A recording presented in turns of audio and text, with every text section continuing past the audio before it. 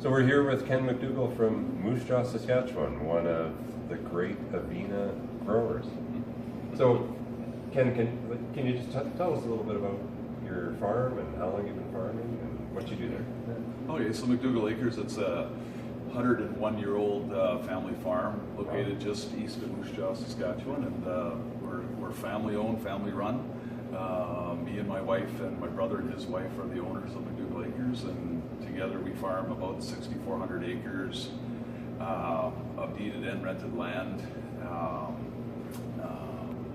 which is all pedigreed seed except for canola.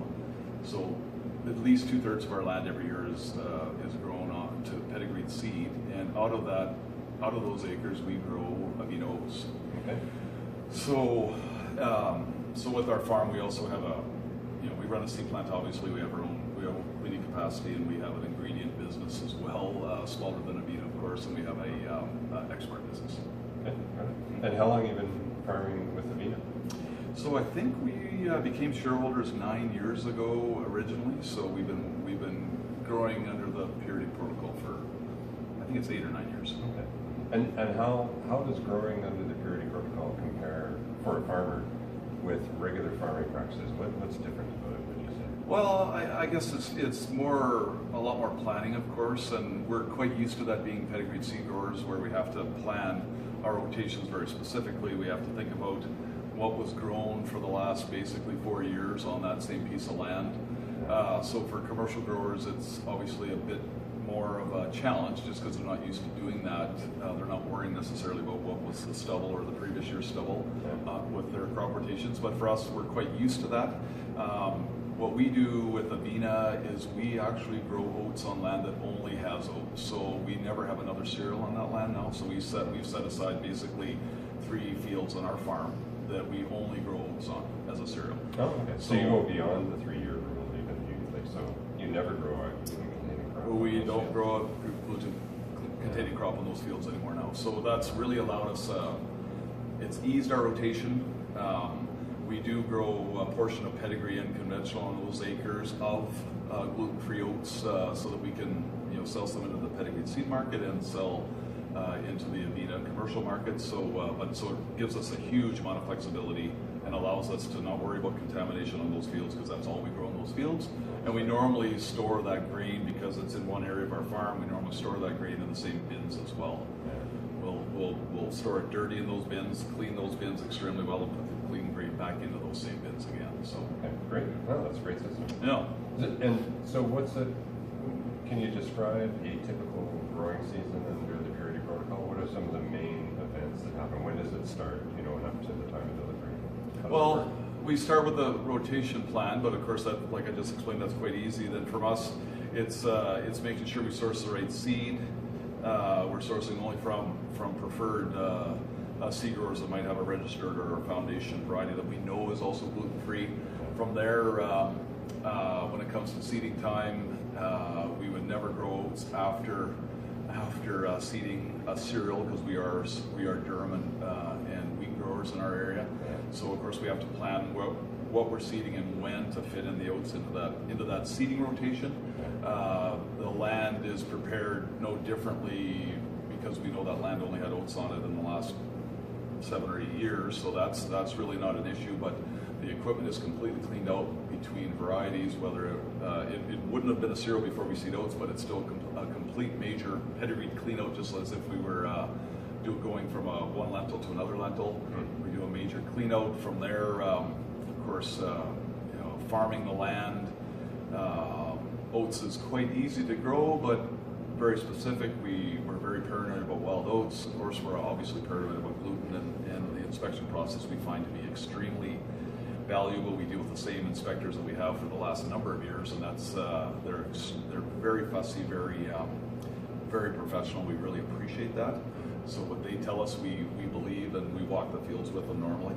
So you're walking the field looking for something that doesn't belong. You pull it out. You pull it out if it's a wheat plant or something. Right. Yeah. So and we rode more.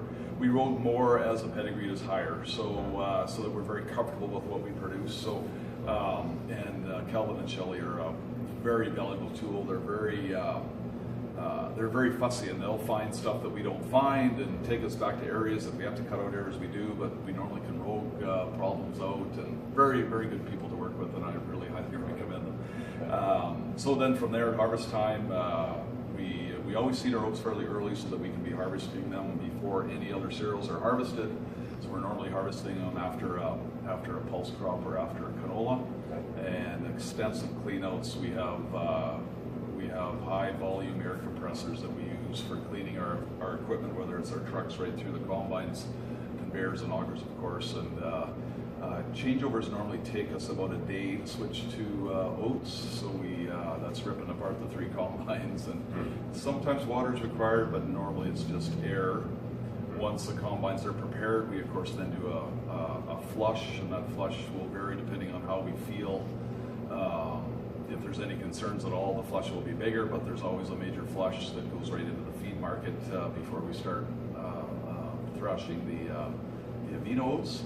And of course, storage then is put into the bins that we normally would use for our Avena oats, which is basically just a big old bin. But I guess when you're cleaning equipment using air pressure, that gets rid of whole kernels of, if you happen to have a gluten-containing crop in there, but I guess it also gets rid of dust too. For the most part, it gets rid of dust, and there's a little bit of moisture in those high pressure air compressors, and it does get rid of most of the dust, in our opinion. Okay. Yeah.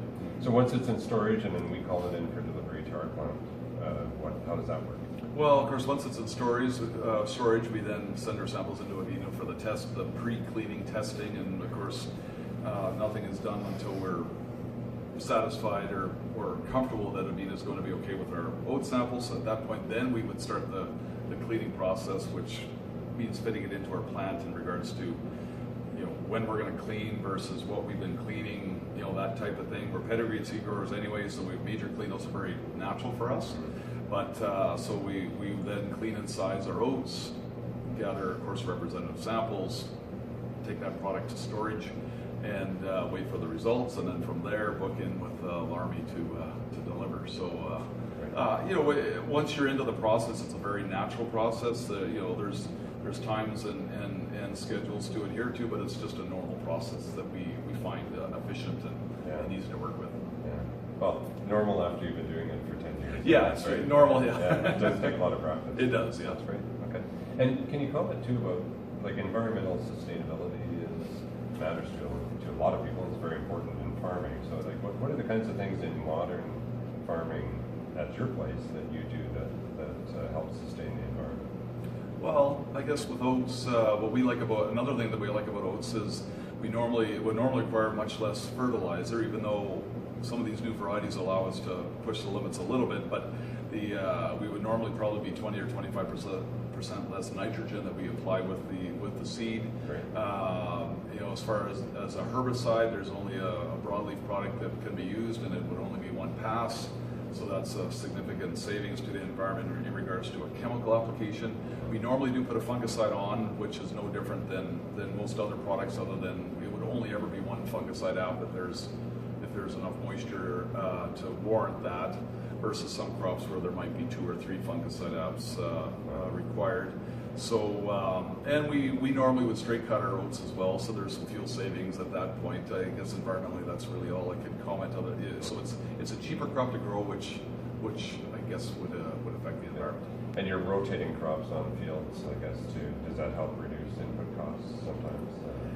Yeah, so our oat fields would be rotated with a pulse crop and a canola crop. So, so that rotation would be 2 lower input crops mixed with 1 high input crop. So versus other rotations, it would probably be more of 2 low input versus 2 high input. So yeah, there would be some savings there as well. Yeah. Okay, good stuff. Great. Well, we really care about delivering pure product to our customers that's safe, that's free of gluten and everything, and it all starts with you. So thanks for everything you do for us, and thank you very much. Delivering such great product. Awesome. Yeah. Thank you. Thanks a lot, Ken. Thank you. Yeah.